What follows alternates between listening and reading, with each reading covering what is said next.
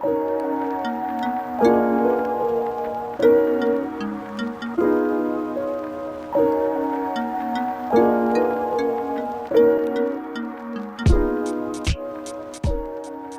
hablar de la distribución de frecuencias, es necesaria la creación de una tabla en donde presentemos los datos obtenidos de nuestra investigación, resumidos de tal forma que nos pueda presentar una visión panorámica acerca del comportamiento de una variable determinada que estemos estudiando. En una tabla de frecuencias podemos resumir cualquier tipo de datos, ya sean estos categóricos, es decir, nominales, ya sean estos ordinales, ya sean discretos o continuos. Para este último tipo de datos, es decir, para los continuos, posteriormente veremos algún procedimiento especial para poder realizar su distribución de frecuencias. La distribución de frecuencias constará de dos columnas.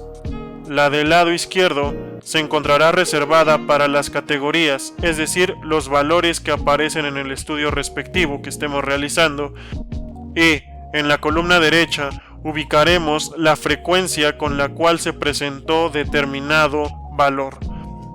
¿Qué es la frecuencia?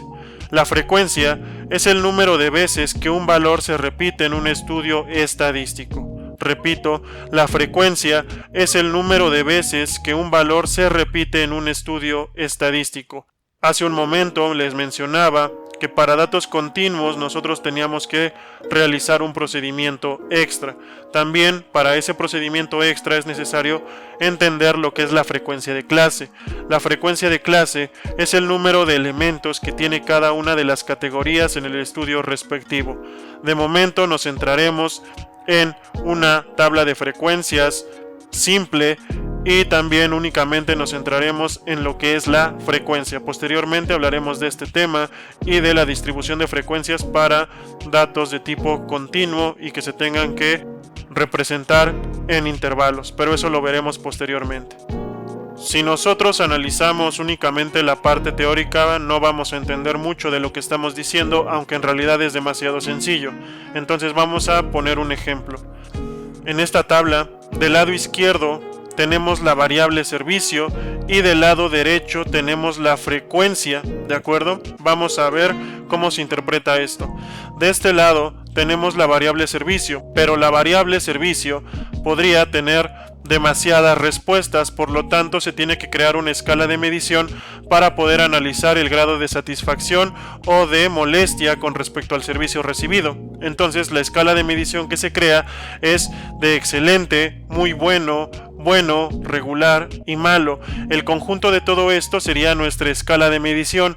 Cada una de estas categorías representan un nivel dentro de nuestra escala de medición.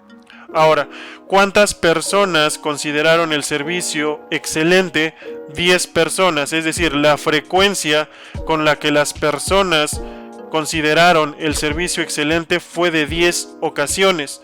La frecuencia con la que las personas percibieron el servicio como muy bueno es de 15 veces. La frecuencia con la que las personas percibieron el servicio como bueno es de 20.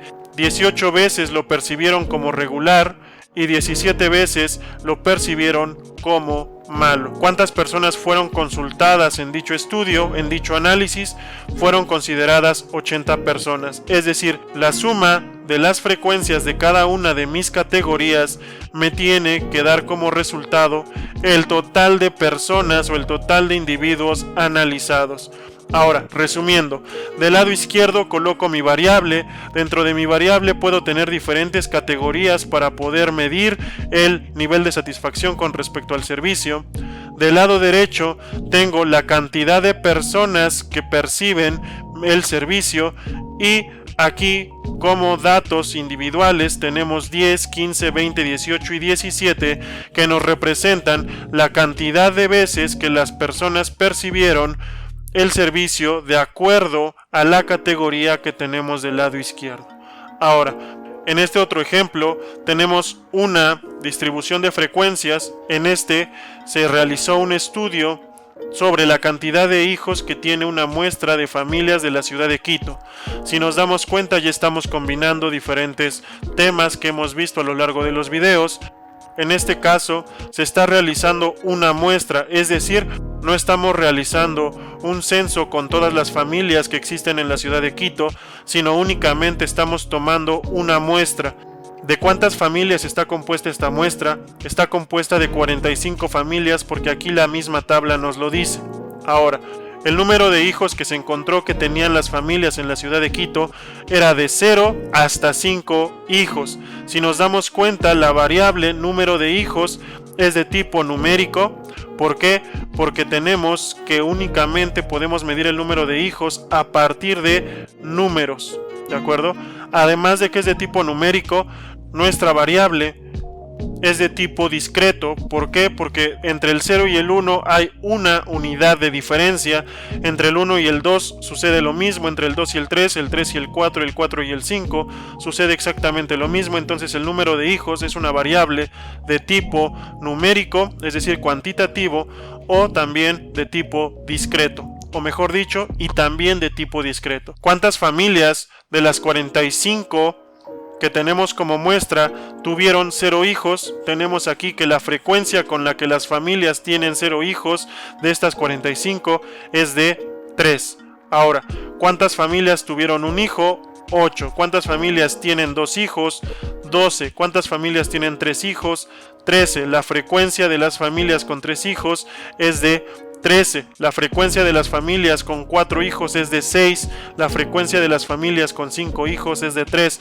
En total, todas estas me tienen que sumar 45. Ahora, esto con respecto a la distribución de frecuencias. Sin embargo, vamos a hacer algunas aclaraciones o algunas especificaciones.